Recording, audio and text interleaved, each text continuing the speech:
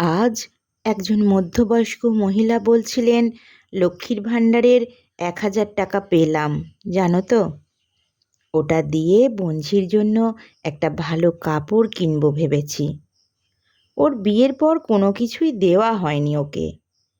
আমি একটু চমকে উঠেছিলাম শুনে, কারণ ভদ্রমহিলা বেশ সম্ভ্রান্ত বাড়ির।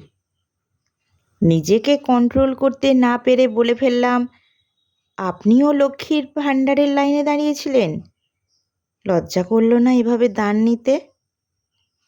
আপনাদের জন্যই এই লক্ষ্মীর ভাণ্ডার প্রকল্পটি হিট হয়ে গেল, বুঝলেন।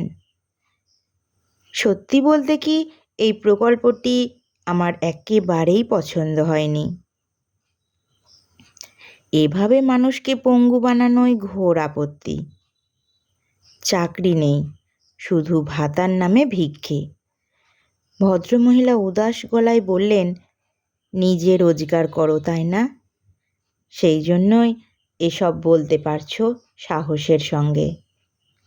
আমাদের মতো বড়লোক বাড়ির বিনা রোজগারে বউ হলে বুঝতে, বাপের বাড়ি যাওয়ার সময় যদি ৫০০ টাকা দেয় তো কোথায় কোথায় খরচ করেছি তার নিখুঁত হিসেব নেয়।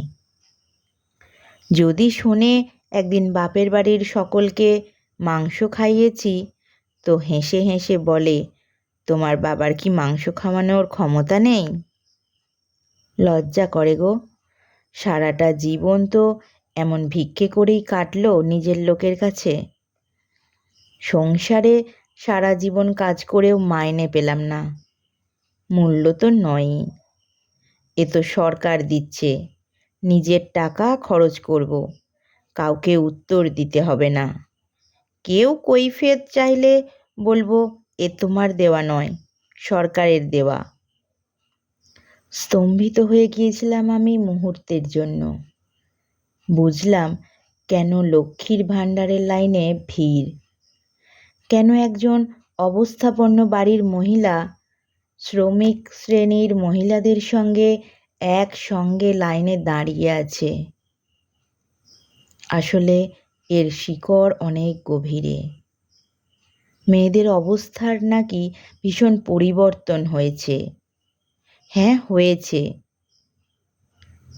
৩০% হয়েছে। বাকিরা যে তিমিরে সেই তিমিরেই আছে। আমি আপনি চেঁচিয়ে কি করব? এই অতি দুর্বলতম জায়গাটার বিনিময়ে বিক্রি হচ্ছেন অনেকেই।